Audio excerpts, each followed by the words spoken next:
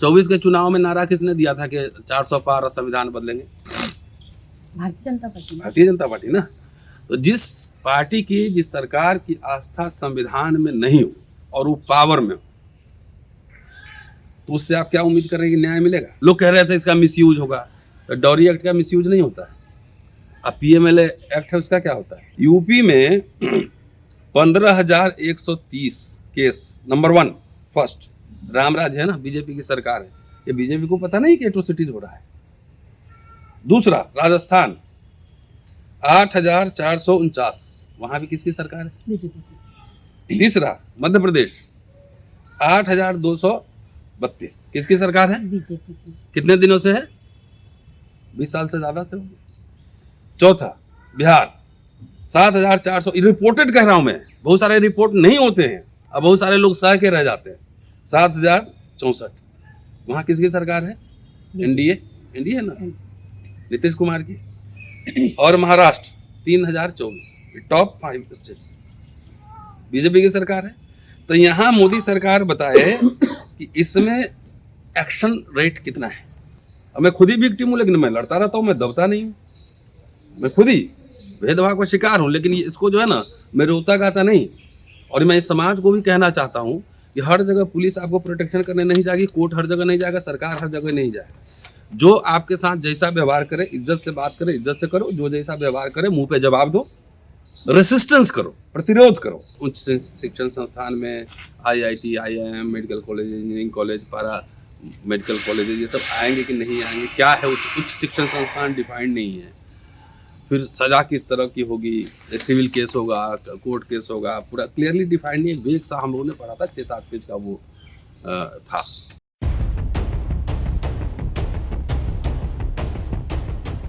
पूरी दिल्ली में हाहाकार मच गया था इस यूजीसी बिल को लेकर, और सरकार के ऊपर तंज कस रहे थे। कहा जा रहा था कि सरकार ये काला कानून जानबूझकर लाई है। बता रहे थे कि सरकार आज हिंदुओं को बांट रही है।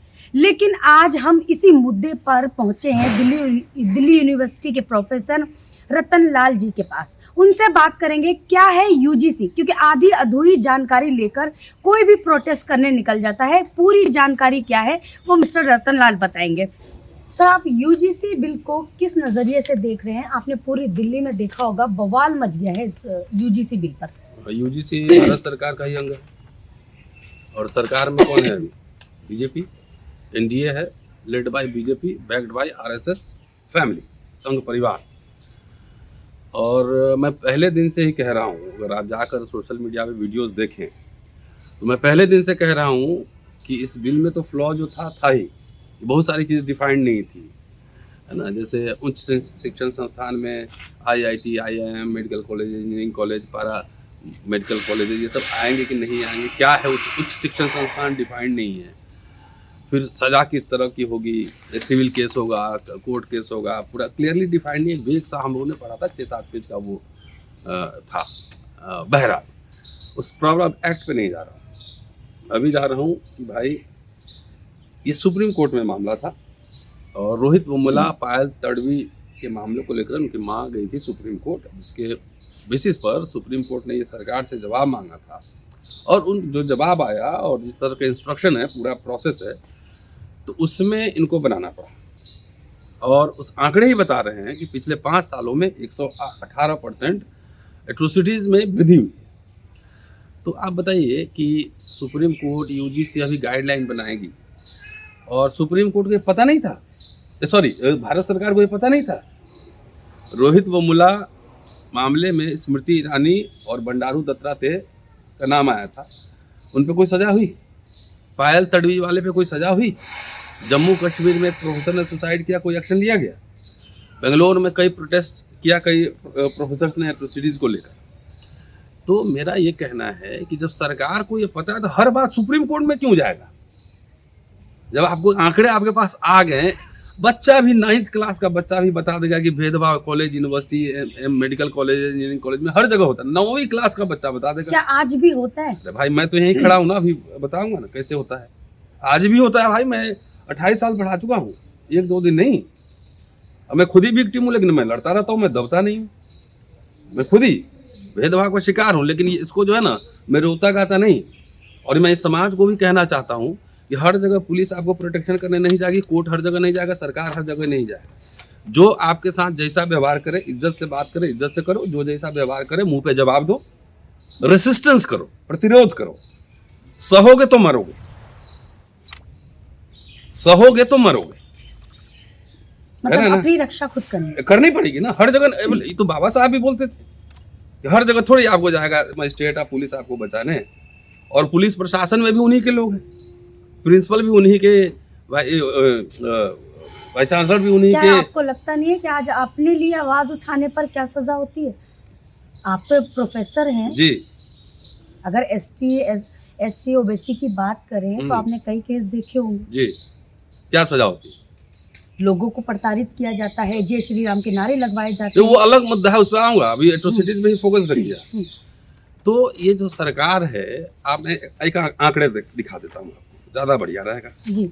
उनसे पूछिए कि विशाखा जो गाइडलाइंस था 2013 में आया था ना, 14 से तो ये शासन में है। ये देश के सामने, देश की जनता को ये बताएं कि विशाखा गाइडलाइंस के हिसाब से किस किस संस्थानों में IIC बना हुआ है, कितने कोर्ट्स में बना हुआ है, ठीक है, कितने हाई कोर्ट में बना हुआ है, सुप्रीम कोर्ट में है कि नहीं, भारत सरकार के हर डिपार्टमेंट में है कि नहीं। पहले इनसे पूछ लीजिए, पता लग जाएगा। आंकड़ा तो दो भाई, डेटा दो। अब तो डेटा का जमाना है, कंप्यूटर एक इंटर मारोगे सब कुछ आ जाएगा। दूसरा आंकड़ा दिखा रहा हूं, ये मेरे आंकड़े नहीं, ये आंकड़े जो है ना क्राइम ब्यूरो के, नेशनल क्राइम ब्यूरो के।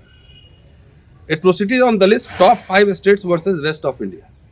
तो टॉप 5 में कहाँ है सबसे ज्यादा? SC ST पे कहाँ दमन हो रहा है? आप तो यूपी की होंगी जी। मनीषा वाल्मीकि का केस पता है जी। बहुत सारे इससे घोड़ी पे चढ़ने पे उतार दिया, पीट दिया, मार दिया, पानी नहीं पीने दिया। यूपी में 15,130 केस, नंबर 1 फर्स्ट। रामराज है ना, बीजेपी की सरकार है। ये बीजेपी को पता नहीं कि एट्रोसिटीज हो रहा है। दूसरा राजस्थान 8,449, वहां भी किसकी सरकार है? बीजेपी की। तीसरा मध्य प्रदेश 8,232, किसकी सरकार है? बीजेपी की। कितने दिनों से है? 20 साल से ज्यादा से।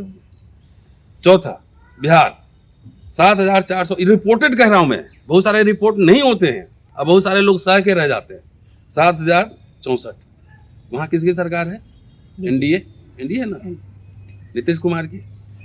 और महाराष्ट्र 3,024, टॉप 5 स्टेट्स बीजेपी की सरकार है। तो यहाँ मोदी सरकार बताए कि इसमें एक्शन रेट कितना है, कितना न्याय मिला। इसलिए मैं इंटेंशन पे डाउट कर रहा हूँ। ये जो है ना, ये कुछ नहीं होना था, ये सब कुछ घालमेल होना ही था। मतलब आप ये कह रहे हैं UGC कानून सिर्फ दिखावा था? वो सरकार अपना पॉलिटिकल गेम खेल रही थी उसमें। अब आइए कन्विक्शन रेट क्या है वो भी दिखा देता हूँ जरा सा। बिना आंकड़े के मैं बात नहीं करता, मैं टीचर हूँ। तो इनके रूप से देख लीजिए, बीजेपी कब आई है? 14 में जी। रोहित वेमुला पायल तड़वी कब हुआ है? उसके बाद। ठीक। 2016 में 40,081 801 मामले थे। 22 में बढ़कर कितने हो गए? 67,000। अधिक हो गए, 67,000 से अधिक हो गए ना। सजा की दर कितनी है? 0% से 5%। लंबित मामले कितने हैं?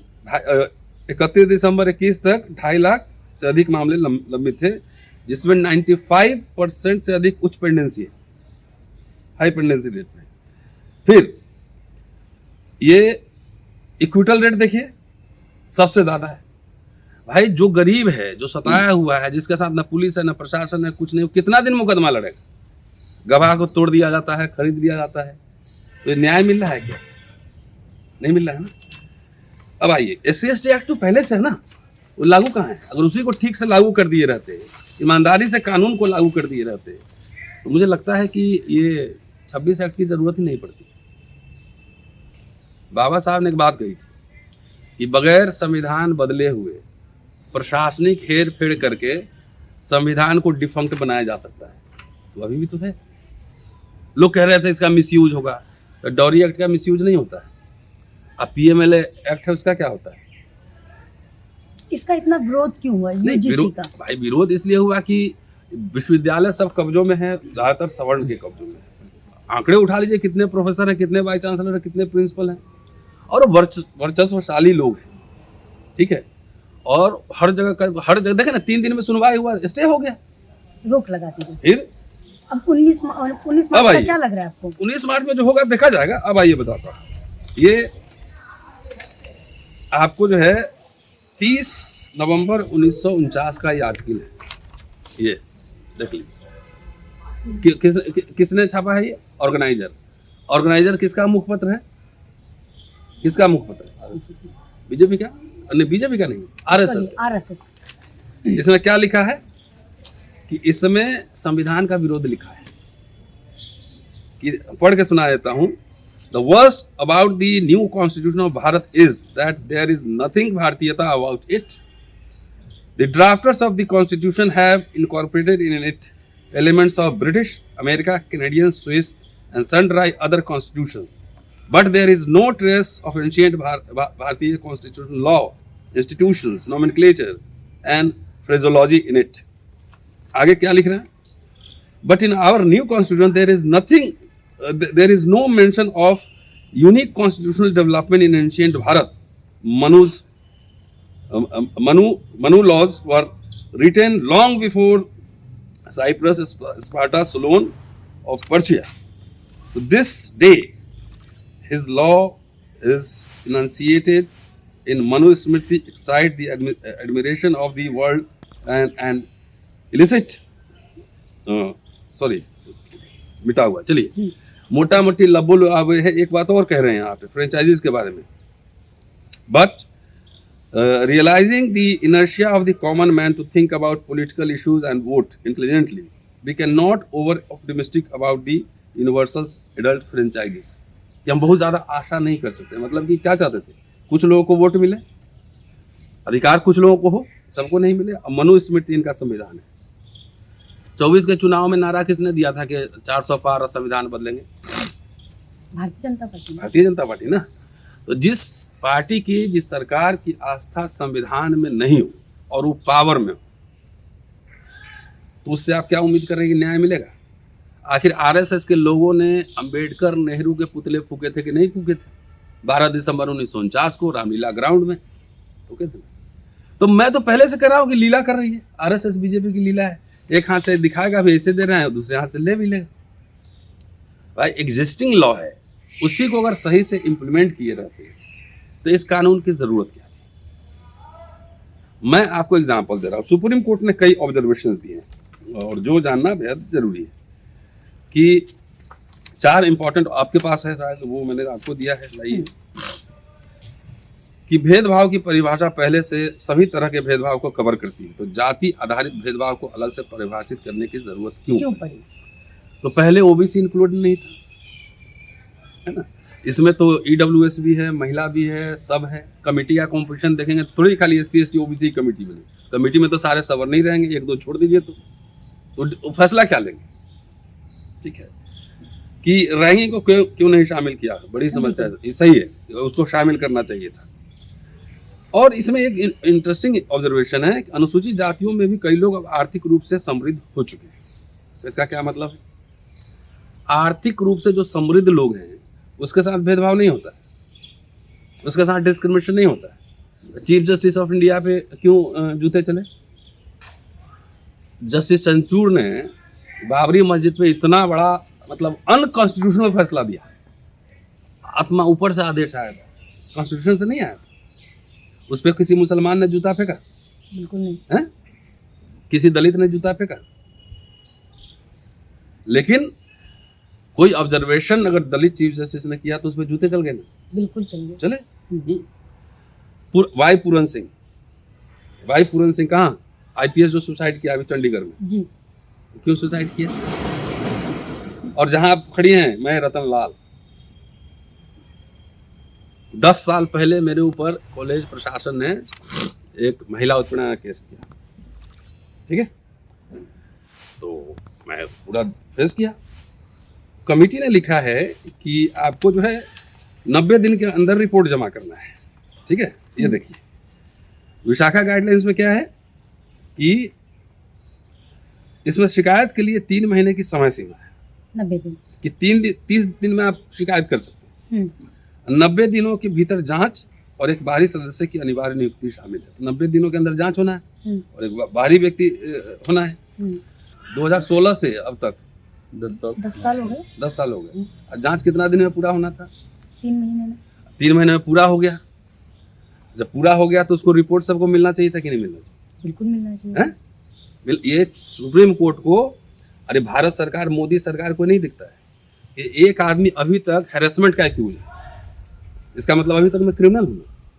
मतलब अभी ठहर जाइए ना, लेट मी कंप्लीट फर्स्ट। हम्म, कि 10 साल हो गए हैं और रिपोर्ट हमको मिलना चाहिए ना। या मैं अगर मान लो कि मैं दोषी हूँ तो मुझे सजा होनी चाहिए थी, बिल्कुल। सस्पेंड कर दो, टर्मिनेट कर दो। अब दोषी नहीं है तो मुझे एक्यूटल होना चाहिए था। हो सकती है ना, दोनों में से एक तो होना। एक तो होना था। अभी तक कुछ नहीं हुआ है। 10 बार लिख चुका हूं कि मुझे रिपोर्ट की कॉपी दी जाए, नहीं मिला।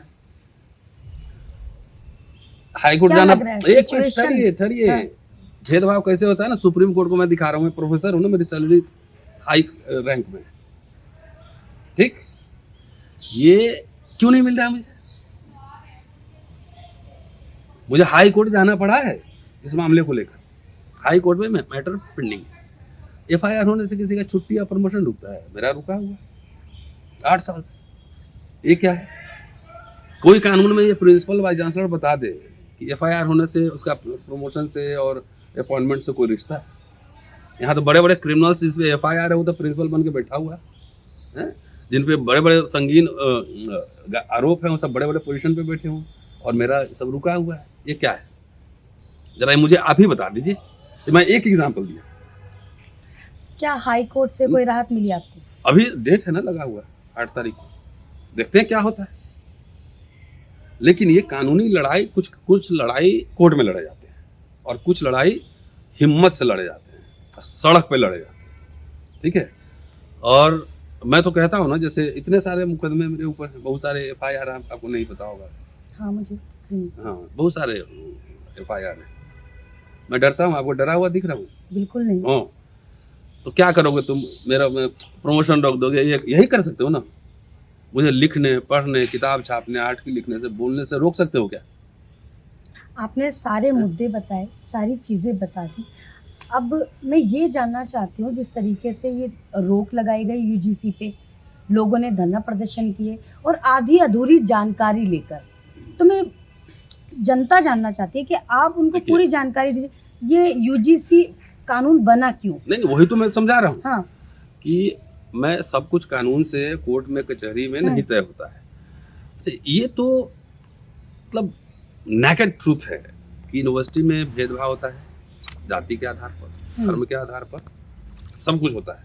ये खुला, मैं तो एग्जाम्पल अपना ही दे रहा हूँ अपना ही दे रहा हूँ। जब लोग मुझे कहते हैं दबंग आदमी है, तो दबंग आदमी का जब ये हाल है तो आम आदमी क्या खा होगा, पहले ये जाके पता कर लो। ये कहते हैं ना कि भाई वो लड़ाका आदमी 8 है। साल से। अरे जो होगा देखा जाएगा। तो हम लड़ ही रहे हैं ना। तो मेरा ये हाल है तो आम आदमी का क्या हाल होगा? जरा पूछो। जो बच्चा गरीब फर्स्ट जनरेशन आता है कॉलेज पढ़ने, उसको कोटे से हो, कोठे से हो, शड्डू, है ना, इस तरह के शब्दों का इस्तेमाल कर आज भी होते हैं। मेरे सामने बोल के दिखाया ना। जो बच्चे कोटे से आते हैं उनको इतने बड़े वर्ड बोले जाते जी हैं। जी जी जी सब। ये यूजीसी की एक कमेटी बनी 2012 में, प्रोफेसर थोरट कमेटी रिपोर्ट। अच्छा। वो अगर ठीक से वही लागू हो गया रहता, वही लागू हो गया रहता ठीक से, तो इसकी जरूरत नहीं पड़ती। आप कानून बना देते हैं, लागू नहीं करते।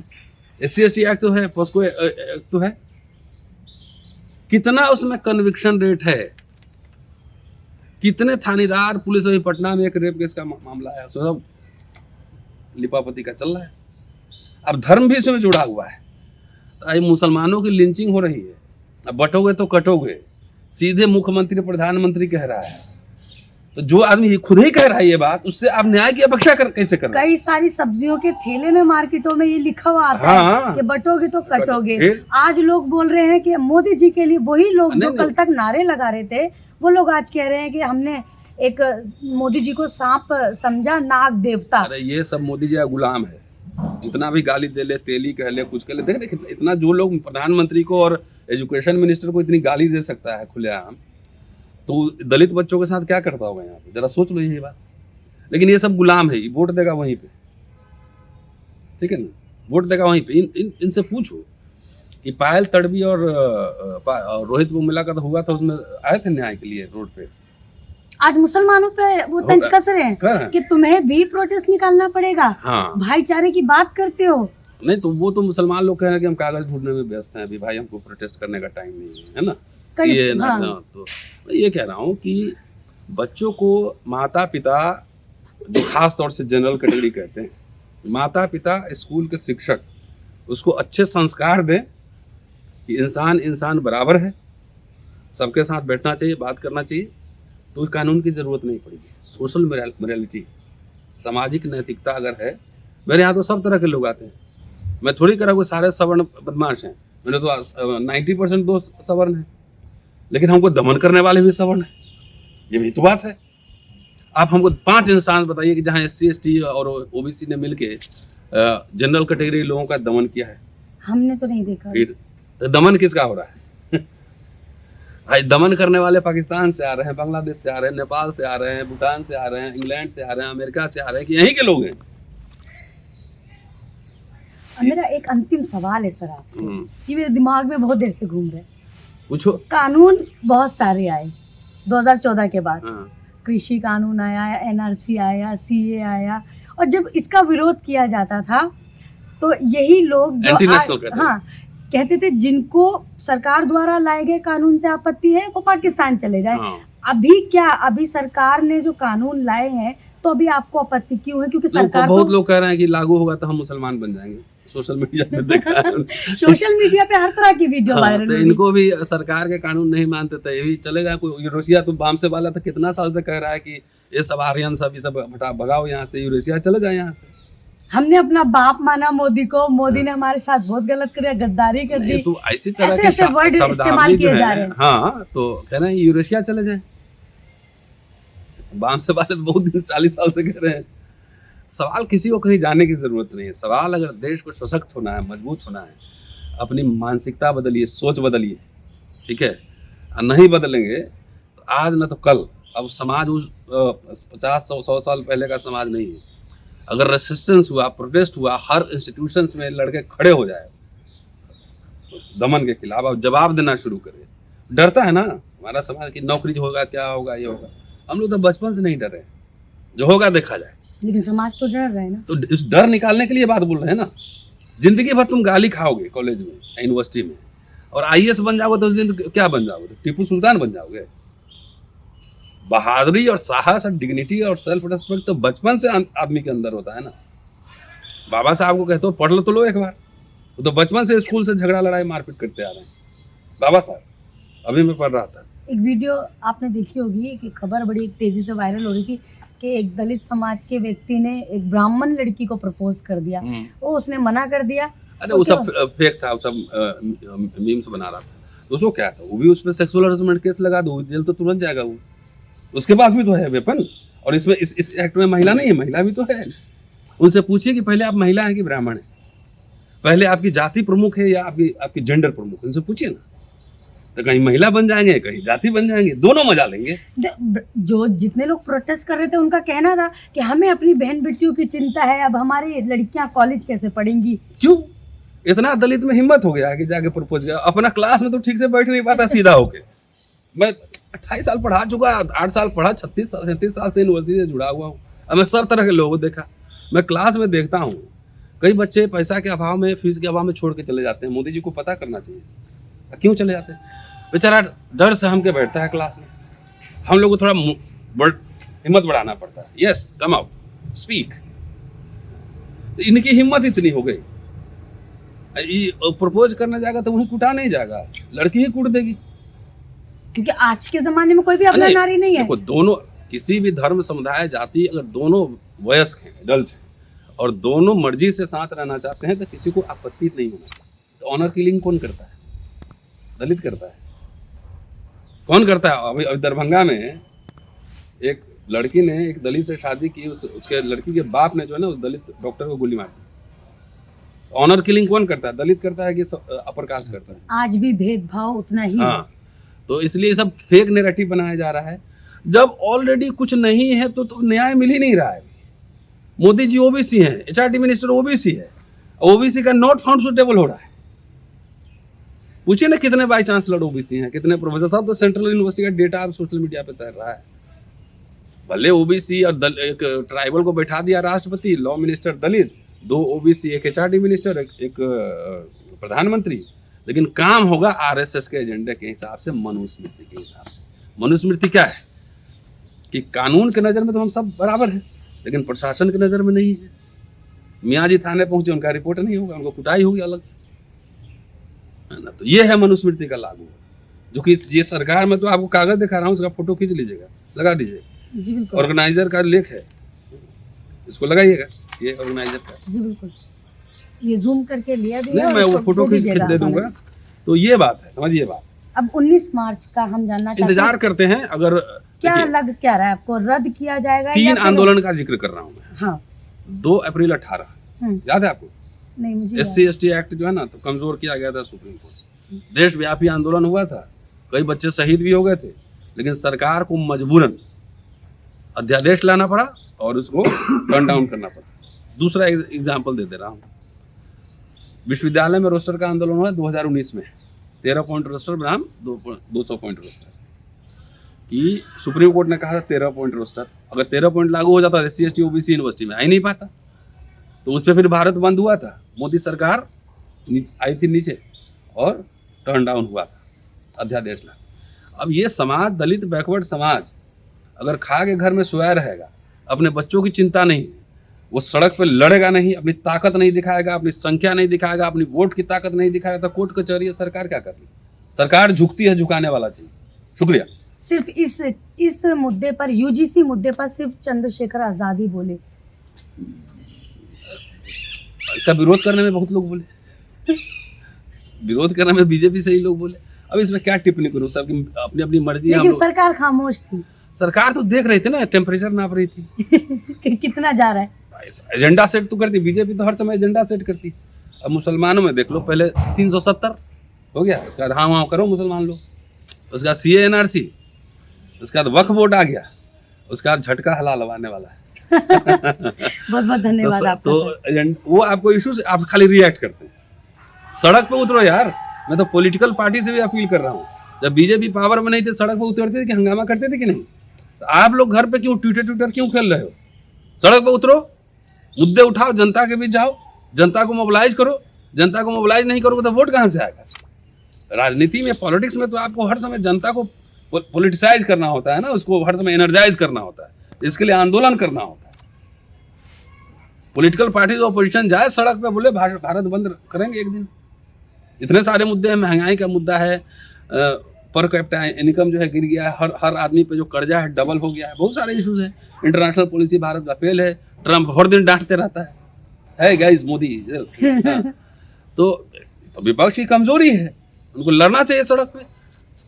मुस्लिम लोग तो बेचारा डरा हुआ है। प्रधानमंत्री को अब दूसरे देश के है हाउ करके जो आपने वर्ड बोला है, वो थोड़ा अजीब लगा। नहीं तो बोला, ट्रम्प तो कई बार बोल चुका है, 50-60 बार बोल चुका है कि मैंने कराया ऑपरेशन सिंदूर, सीज फायर। इसमें मोदी जी जवाब दिए कभी? उधर कभी चाइना धमका देता है, वो धमकाता है तो उधर जाते हैं, उधर धमकाता है उधर जाते हैं। इंदिरा गांधी डरी थी कभी? अमेरिका धमकाया, बोला नथिंग डूइंग मैन। फोन तक नहीं उठाया उन्होंने, फोन नहीं उठाया, बोला कि पाकिस्तान को बांटो, बांट दिया ना। तो वो थी प्राइम मिनिस्टर। ये तो खाली कहने के लिए लाल लाख आँख का 56 इंच का सीना, कोई अचीवमेंट नहीं है 14 साल में। यही अचीवमेंट है कि 80 करोड़ जनता को 5 किलो अनाज दे रहे हैं। शिक्षा रोजगार नहीं देंगे, अनाज राशन कार्ड कट गए हैं हजारों लोगों के, जिंदा लोग मृत घोषित हो गए। हाँ, वो सब चल रहा है ना, उनका डेथ सर्टिफिकेट बन गया है। हाँ, तो सब कुछ होगा, यही अचीवमेंट है इनका। और उसका और अमेरिका का रिपोर्ट कार्ड वहां से भेज रहा है। अडानी जी, इनका देश बहुत स्थिर है, सरकार स्थिर है, किसके लिए? अडानी जी के लिए। ये है सरकार। जो बोले तो उसको बोले काम करो, man CBI ED come here. तोता बोला था ना 11 साल पहले, अभी भी बोला है सुप्रीम कोर्ट तोता, पता है आपको? तोता है। तो जहां जहां जो है विपक्ष हो, वहां पे CBI ED, और जो उनके पास चला जाए वो वॉशिंग मशीन में ढुल जाए, मोदी और शाह वॉशिंग मशीन। तो तो ये तो है, तो आंख से बच्चा भी देख रहा है। अब तो लोगों को तय करना है कि अपने बच्चे के लिए शिक्षा, रोजगार और सम्मान चाहिए कि नहीं चाहिए। और मैं अपील कर रहा हूँ कि आपसे जो भेदभाव करता है, जो आपको डराता धमकाता है, तो क्या होगा, इज्जत सम्मान से नहीं जिए तो जी के क्या करोगे, हिंदू जानवर ही तो राष्ट्र की बनोगे। बात करते हैं, हिंदू राष्ट्र और ब्राह्मण आज सारे के सारे रोड पर आ गए, लेकिन शंकराचार्य इसी बीच में है। शंकराचार्य चलिए, वो बाबा लोग का अपना लीला है, वो सब दोनों लीला करता है। वोट मोदी जी को ही देगा। ठीक है, बहुत ओके। बहुत धन्यवाद।